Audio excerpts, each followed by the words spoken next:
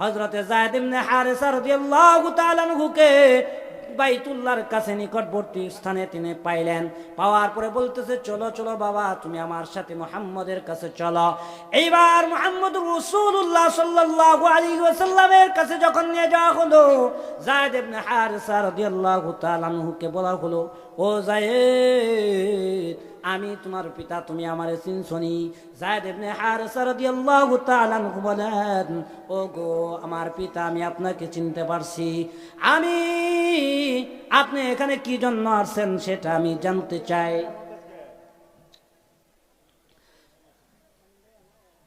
যায়েদ ইবনে হারেসা রাদিয়াল্লাহু তাআলা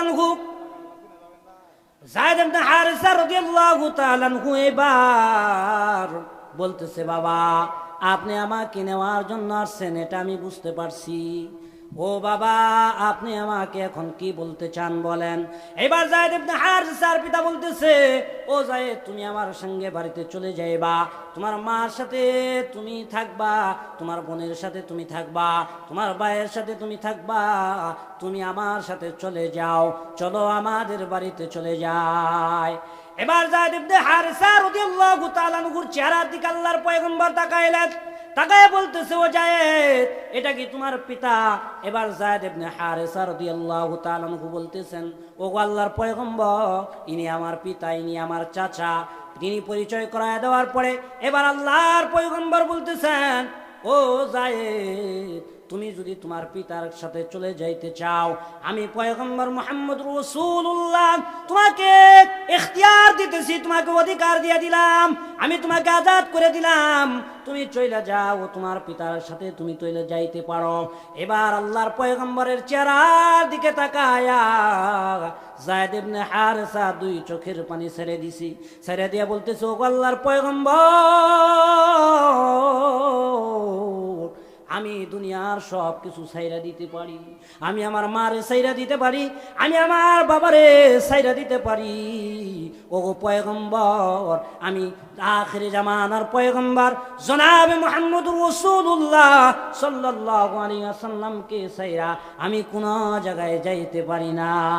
আমার বাবা আমার জন্য পর হয়ে যাইতে পারে, আমার মা আমার জন্য পর হয়ে যাইতে পারে, আমি তবু আমার মা বাবার কাছে যাব না যতক্ষণ পর্যন্ত আল্লাহর পয়গম্বরে আমার সাথে আছি। সাহাবায়ে কেরাম আল্লাহর নবীরে কত মহব্বত করে ভালোবাসে, আল্লাহর নবীকে কত মহব্বত করে ভালোবাসে। শুধু কি তাই, মানুষে মহব্বত করে আল্লাহর নবীকে? শুধু মানুষে মহব্বত করে না, গাছেও মহব্বত করে, গাছেও মহব্বত করে, গাছেও মহব্বত করতে থাকে। কিরকম ভাবে? ইমাম বুখারী রহমাতুল্লাহি আলাইহি বুখারী শরীফের ভিতরে একটা ঘটনা বর্ণনা করেছে। আল্লাহর নবী মুহাম্মদ রাসূলুল্লাহ সাল্লাল্লাহু আলাইহি ওয়াসাল্লাম মসজিদে নববীর মিম্বার তখনও তৈরি হয় নাই। জুমার মসজিদে একটা মিম্বার থাকে না, 3 সিঁড়িওয়ালা থাকে না, এইরকম জাতীয় কোনো মিম্বার তখনও তৈরি হয় নাই। যখন মিম্বার তৈরি হয় নাই তখন আল্লাহর নবী একটা খেজুর গাছের সঙ্গে হেলান দিয়ে, খেজুর গাছের ডালের সঙ্গে হেলান দিয়ে তিনি কি করতেন? দাঁড়ায় দাঁড়ায় কথা বলতেন। সাহাবায়ে কেরাম লক্ষ্য করলেন যে আল্লাহর নবীর অনেক কষ্ট হয়ে যায়। এবার তিনি কি করলেন? সাহাবায়ে কেরাম বললেন যে তাহলে একটা আল্লাহর নবীর জন্য একটা মিম্বার তৈরি করা। তখন আল্লাহর নবীর জন্য একটা মিম্বার তৈরি করলেন। আল্লাহর নবীর জন্য যখন মিম্বার তৈরি করলেন, এখন কি আল্লাহর নবী দাঁড়ায় কথা বলবে? এদিকে তাকান, আল্লাহর নবী দাঁড়ায় কথা বলবে না বসে কথা বলবে? এখন আল্লাহর নবী মিম্বারের উপর বসে কথা বলা শুরু করছে।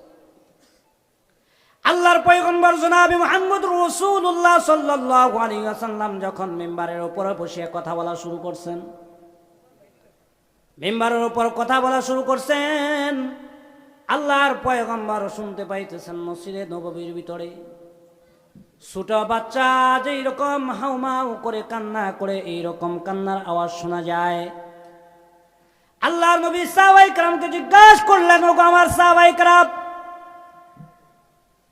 মসজিদে নববীর, আমার এই মসজিদের মহিলাদের ওই অংশে গিয়া দেখো কোনো বাচ্চা কান্না করে কিনা। সাহাবায়ে কেরাম খোঁজ নিয়ে দেখলেন ওই জায়গার ভিতরে কোনো বাচ্চা কান্না করে না। সাহাবায়ে কেরাম বললেন তাহলে মসজিদের আশপাশে খোঁজ নিয়ে দেখো কোনো বাচ্চা কান্না করে কিনা। খোঁজ নিয়ে দেখা হলো, আল্লাহর পয়গম্বরকে আসিয়া জানাইলেন, ও আল্লাহর পয়গম্বর, মসজিদের আশপাশেও কোনো বাচ্চা না গায়।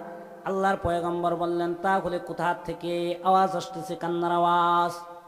আল্লাহর নবী তাকায় দেখলেন ও দূরে যে দাঁড়ায় আছে খেজুর গাছের একটা ডাল, ওই ডালের ভিতর থেকে ছোট বাচ্চা যেই রকম ভাবে হাউমাউ করে কান্না করে ওই রকম কান্নার আওয়াজ পাওয়া যায়। আল্লাহর নবী ডালের কাছে গিয়ে বললেন, হে খেজুর গাছের ডাল, তুমি কেন আজকে কান্না করতেছো? আল্লাহর পয়গম্বরের দিকে তাকায়া খেজুর গাছের ডাল বলতেছে, ও আল্লাহর পয়গম্বর, এতদিন পর্যন্ত আপনি আমার সাথে হেলান দিয়া কথা বলেছেন। ও আল্লাহর পয়গম্বর, আজকে মিম্বার হয়ে যাওয়ার কারণে আজ থেকে আপনি আর আমার পিঠে আমার সাথে পিঠ লাগায় আপনি আর কোনোদিন দাঁড়ায় দাঁড়ায় কথা বলবেন না, খুতবা দিবেন না। ও আল্লাহর পয়গম্বর, এই যে আপনার থেকে আমার একটা পৃথক শুরু হয়ে গেল, এই বিরহে আমি কান্না করতেছি। ও আল্লাহর পয়গম্বর, আপনার যে একটা বরকত, আপনার যে একটা রহমত আছে, ওইটার থেকে আমি বঞ্চিত হয়ে গেলাম, এই জন্য আমি কান্না করতেছি। তাহলে আল্লাহর নবীকে গাছেও মহব্বত করে, অথচ আমরা মানুষ আশরাফুল মাখলুকাত আল্লাহর পয়গম্বরকে মহাব্বত করি। কে কিরকম মহাব্বত করি? আমরা কি আল্লাহর নবীরে মহাব্বত করি নাকি? মহাব্বত করি? কে কে মহাব্বত করি একটু হাত উঠায় দেখান। সবাই মহাব্বত করি। এবার হাত নামাবেন না, একটা পরীক্ষা নেই। যারা দাড়ি রাখছেন তারা একটু হাতটা নামান। যারা দাড়ি রাখি নাই তারা আল্লাহর নবীরে কেমনে মুখটা দেখাইমু? কবরের ভিতরে যখন দাড়ি ছাড়া আমাকে লয়ে নামায় দেওয়া হবে, আল্লাহর পয়গম্বর তো চেহারার দিকে তাকায় বলবে, সুকান দূর হয়ে যাও, তুমি আমার উম্মত না। আল্লাহর নবী বলছেন, খালিফুল মুশরিকিনা ওয়াফিরুল্লাহা ওয়াহফুশ শাওয়ারি। কাফের মুশরিক বেদিনরা তারা দাড়িকে ছেটে ফেলে, তারা কেটে ফেলে, তোমরা তাদের বিরোধিতা করো, তোমরা দাড়িকে লম্বা করো, আমরা দাড়ি রাখি নাই। তাহলে হয়েছে নি? আল্লাহর নবীরে মহাব্বত করলাম, তাহলে প্রথম পরীক্ষায় ফেল। প্রথম পরীক্ষায় ফেল। প্রথম পরীক্ষায় কি হয়েছে? আজকের থেকে ইনশাল্লাহ রাখবো তো, রাখার চেষ্টা করবো তো ইনশাল্লাহ, রাখবো তো ইনশাল্লাহ। সবাই একটু হাত উঠাই, আল্লাহ আমাদের যে ভাইরা দাড়ি রাখে নাই তাদেরকে রাখার জন্য তৌফিক দান করেন। যারা স্ত্রীর মহাব্বত বইরা দাড়ি রাখতে পারে নাই তাদের স্ত্রীদের অন্তরকে আল্লাহ ঘুরায় দাও। স্বামীদেরকে যেন ধৈর্য ধরে দাড়ি রাখাইতে পারে সেই তৌফিক আল্লাহ দিয়ে দাও। জোরে বলে না আমি, আরো জোরে বলে না আমি। আমিনও বলতেছে না, যদি আবার কবুল হয়ে যায়। আল্লাহ আমাদের সবাইকে দিনের পথে কবুল করেন, সুন্নাহ অনুযায়ী চলার তৌফিক দান করেন। ওয়া আখিরু দাওয়ানা আলহামদুলিল্লাহি রাব্বিল আলামিন। আসসালামু আলাইকুম ওয়া রাহমাতুল্লাহি।